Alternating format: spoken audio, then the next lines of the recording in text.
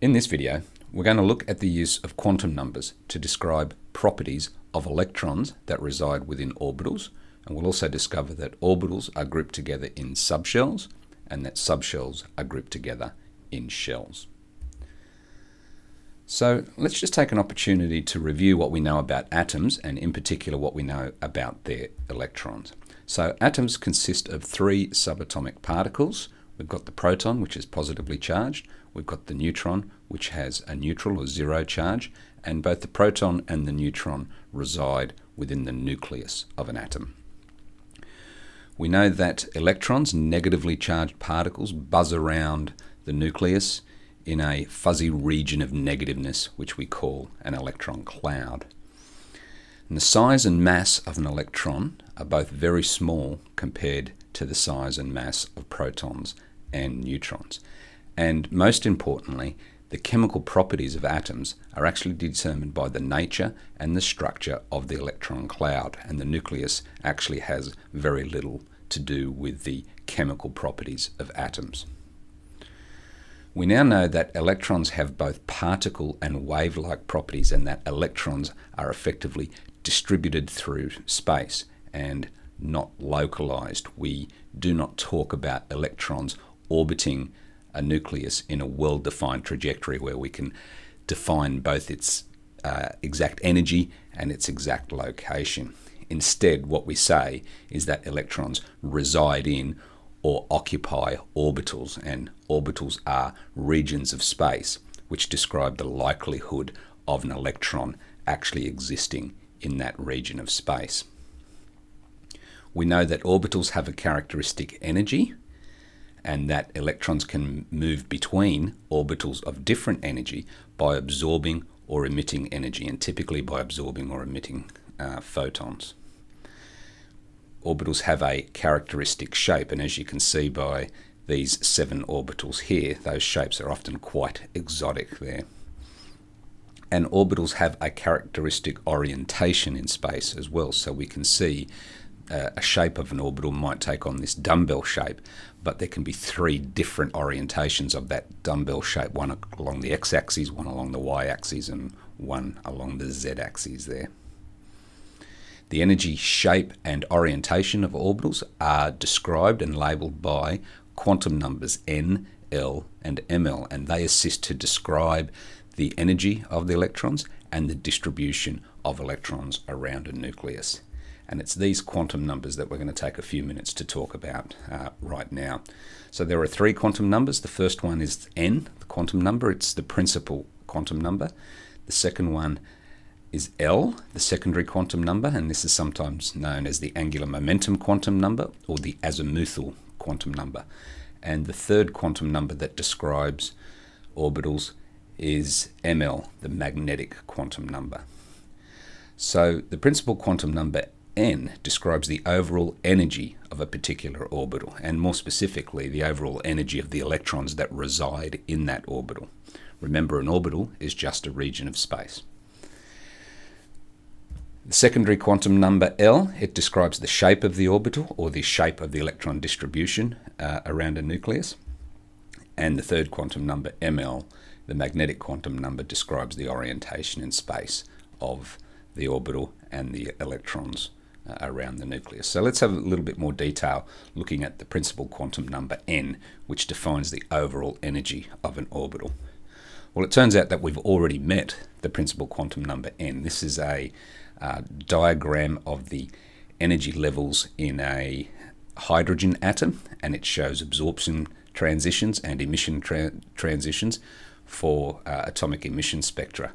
And these values over here, n equals 1, n equals 2, 3, 4, etc., up to n equals infinity, they were actually referring to the principal quantum number n, so that if an electron resides in n equals 1 level, or what we call the n equals 1 shell, it has quite low energy or relatively low energy, but if it's existing in n equals 4, 5, or 6, we can say it's got relatively high energy. And so what we've got there is the principal quantum number n defining the overall energy of an orbital and the electrons in that orbital. So n takes on values of positive integers, 1, 2, 3, 4, up to n equals infinity. And the higher the value of n, the higher the energy of the electrons that occupy a particular orbital. And as n increases, the size of the orbitals increases. So you can see orbitals there in the n equals 1, n equals 2, n equals 3 shell, and you can see that they get bigger as the n number grows, and electrons spend more time further from the nucleus as we increase the value of n. And the size of the atom can be roughly defined as the size of the outermost occupied orbital there. Orbitals of the same value of n are said to belong to the same shell. So we talk about the n equals 1 shell, the n equals 2 shell, n equals 3 shell, etc. In terms of the secondary quantum number, well, we've said that it's about shape, and the secondary quantum number L distinguishes orbitals of a given n value, but that have different shapes. And here's some of the, you're seeing at least 4 different shapes being defined in those diagrams at the bottom of the screen there. The shapes of orbitals are highly restricted and they're linked to the value of n. So the value of the quantum number L is actually restricted by the value of n. So, for example, the spherical shape that we see at the bottom left-hand corner, that spherical shape is valid for all values of n. So you can have a spherical distribution of electrons at every n level. However, you can only have this yellow orangey dumbbell shape for n equals 2 shells or above, or orbitals that exist in n equals 2, 3, 4, etc. This double dumbbell shape with the blue shading, it's valid for only n equals 3 levels and above, and this rather complex green shape at the bottom right hand corner valid only at the n equals 4 level and above. So the values of L and the shapes that orbitals can take on are actually restricted, and they're linked to the principal quantum number n. So the allowed values of L range from 0 up to any positive integer that's lower than n. So 0 up to n minus 1. So the values of L actually depend on the values of n, and that'll become a little clearer later on when we see a visible or pictorial representation of orbitals, subshells, and shells.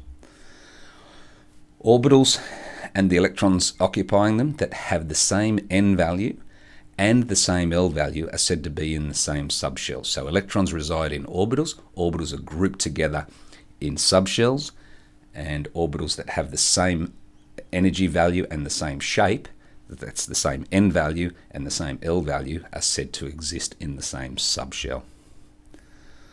Now, the secondary quantum number historically has been designated with letter designations S, P, D, F, and G instead of the numbers 0, 1, 2, 3, and 4. And there's still a hangover of that labeling system. And so what we see here is if we have a value of L that happens to be 0, it's actually talking about an S subshell. And the typical shape within an S subshell is that spherical shape that we see there. If we have a value of L equals 1, historically that has been designated as a P subshell, and you can see the typical shape within a P subshell is that dumbbell shape, and there's actually 3 orientations of that dumbbell shape.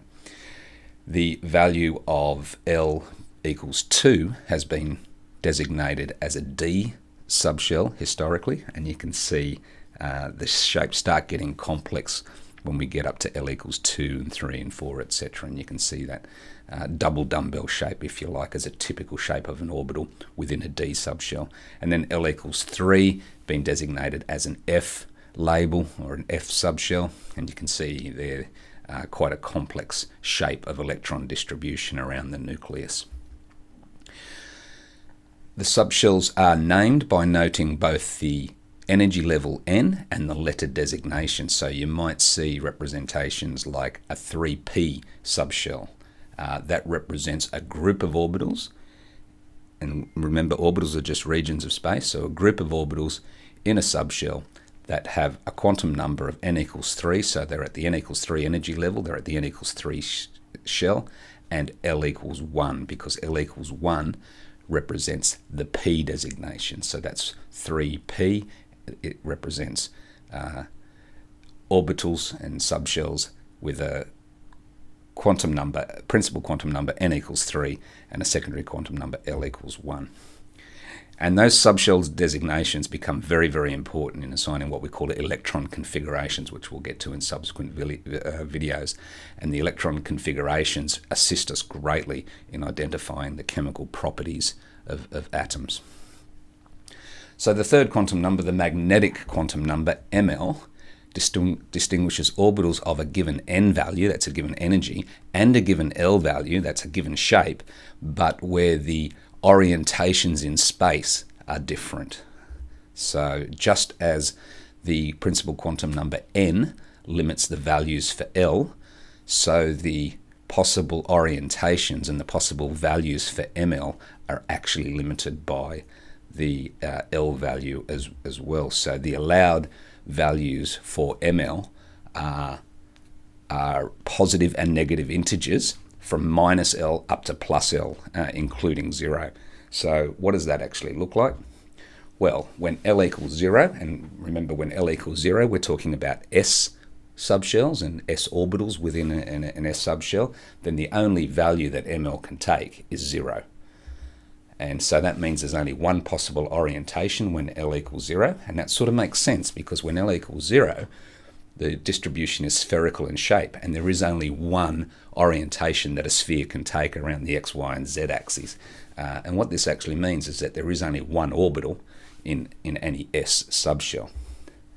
However, when L equals 1, and we're talking about P subshells then, what we see is the value of ML can take values from minus 1 up to plus 1, including 0, so that there are 3 possible orientations when L equals 1, and that means that there are 3 orbitals in a P subshell. 3 orbitals exist when we're talking about L equals 1 situation, and these are the shapes and orientations of those 3 orbitals. So the shape in a P orbital is the dumbbell shape, and there's 3 possible orientations, one around the x axis, one around the y axis, one around the z axis.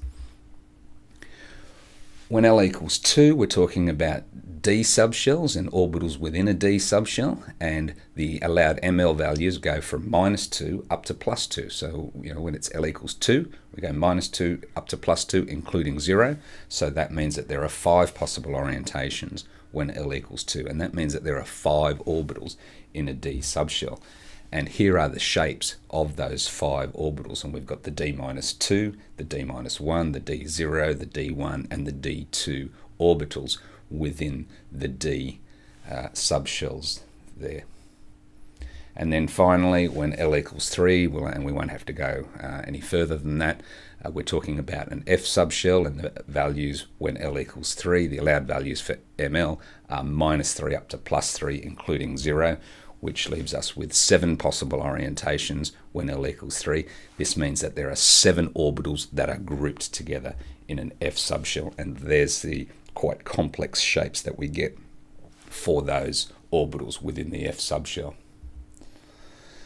So this table is a tabular representation of the allowed values of N and the allowed values of L and ML, etc. So we can see here that the principal quantum number N defining the N equals 1 shell, the N equals 2 shell, N equals 3 shell, N equals 4 shell there, and then the possible values of L that are allowed in each of those N values or each of those shells. And then given those values of L, what are the possible or allowed values of ML in each of those shells and subshells is shown there. We can see the subshell designation becomes really important for writing out electron configurations is shown here, and we'll get some practice with that as we go through. And we can see over here that the number of orbitals in a shell is actually equal to n squared. So there's 1 orbital in the n equals 1 shell. There are 4 orbitals, that's 2 squared, in the n equals 2 shell, 9 orbitals in the n equals 3 shell, and 4 squared or 16 orbitals in the n equals 4 shell. and then you can see the number of orbitals in each of those subshells as well, for each of those values of n and l. So this is what we call an orbital diagram, and it happens to be the orbital diagram for the hydrogen atom, which is an atom that only has one electron, and single electron atoms are much simpler to describe and much simpler to represent at this stage. So we'll just stick with the hydrogen atom representation at this stage. Now, what you've got here are all the possible different orbitals. So a horizontal line here actually represents an orbital. And an orbital is a region of space where an electron could possibly exist. Okay, so the single electron in a hydrogen atom could possibly exist in all of these orbitals here, depending on what energy it had, and when it transitioned from one energy level to another, which subshell and which shell did it go into, etc. So the horizontal lines represent orbitals. You can see here the principal quantum number is given on the left-hand side, representing the overall energy of the orbitals within the n equals 1 shell, the n equals 2 shell, the n equals 3 shell, etc. You can see the subshells designations across the top. So we've got S, P, D, and F, corresponding to L equals 0, L equals 1, L equals 2, and L equals 3. So that's the secondary quantum number that we're referring to across the top there. And then the third quantum number, the magnetic quantum number, is the number that's under these horizontal lines. And I've only shown it for the orbitals within the 4f subshell there, but you can see they go from -3 all the way up to +3. But all those numbers under the lines for all the other orbitals actually represent the third quantum number there. So what we see, we've got one orbital in the n equals 1 shell. We've got 4 orbitals in the n equals 2 shell. That's 2 squared. The n equals 3, we have 3 squared, which is 9 orbitals. And at the n equals 4 shell, we've got 4 squared, or 16 orbitals. Now at the n equals 4 level, we have 4 subshells, 4s, 4p, 4d, and 4f. At the n equals 3 level, we have 3 subshells, 3s, 3p, 3d. So these are the allowed subshells and allowed orbitals. At the n equals 2 level, we've only got 2 subshells, 2s and 2p, and at the n equals 1, we've only got the 1 subshell there, the 1s subshell. And at the n equals 1 level, the 1s orbital, 1s subshell, and 1s shell is all a orbital, a subshell, and a shell all to itself.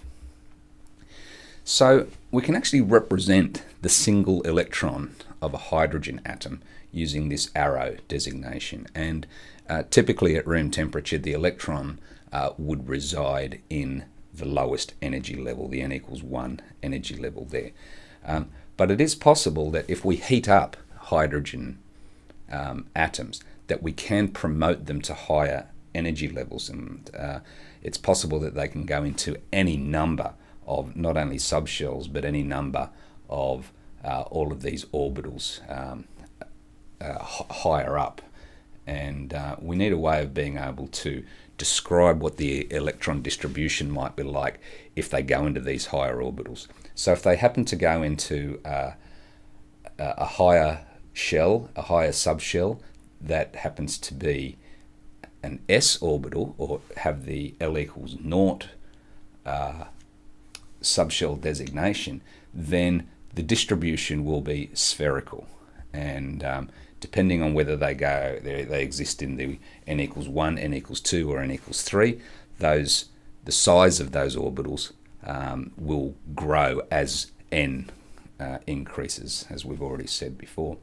If the electron happened to go into one of the p orbitals, then the shape of electron distribution would then become one of these dumbbell shapes, or it would be a dumbbell shape, and it would take on one of these 3 orientations. That electron happens to be in the 2p-1 orbital, which is the orbital shown on the left-hand side there.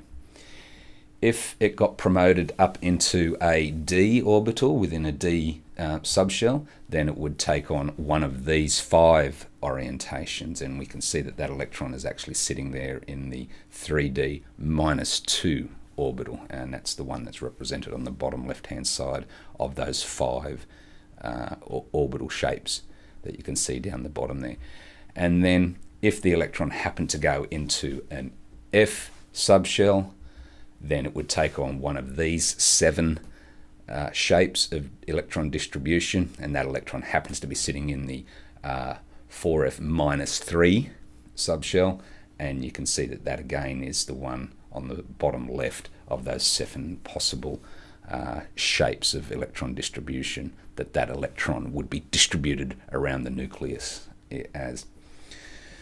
So we've got our electron in its ground state in the n=1 orbital, in the 1s orbital. So what are the characteristics of an electron when it's sitting in that 1s orbital? Well, we know it's of low energy. It's at the ground state. It's the lowest possible energy that it can have because of the principal quantum number n=1.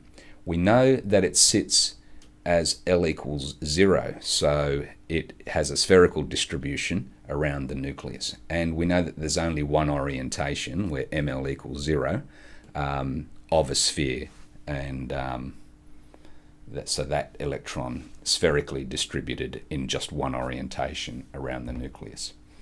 However, if that electron was promoted, say, up to the 2p subshell, and more specifically the 2p +1 subshell, well, we're talking about this shape and this particular orientation here on the right. And so the characteristics of an electron in that particular orbital would be that it has moderate energy at the n=2 level. It's not at the lowest energy, but it's certainly by no means at the highest energy. The fact that it's L=1 says it has a dumbbell shape distribution, and the fact that it's +1, the 2p +1 orbital, says that it's oriented along the y-axis. If that electron was, say, promoted up to the 4d-1 subshell, the 4d subshell, but in the -1 orbital, then we're talking about that particular shape and orientation. So what do we know about electron sitting in that orbital? Well, we know it has high energy, and n=4 is quite a high energy level. We know that it would be distributed around the nucleus in this double dumbbell shape, and that the orientation you can see there is either side of both the z-axis and the x-axis. And so, knowing about the properties of electrons as they reside in different orbitals helps us understand the chemical properties of electron clouds, helps us understand how atoms are likely to bond to each other, whether they're likely to form ions, undergo ionization, etc., etc.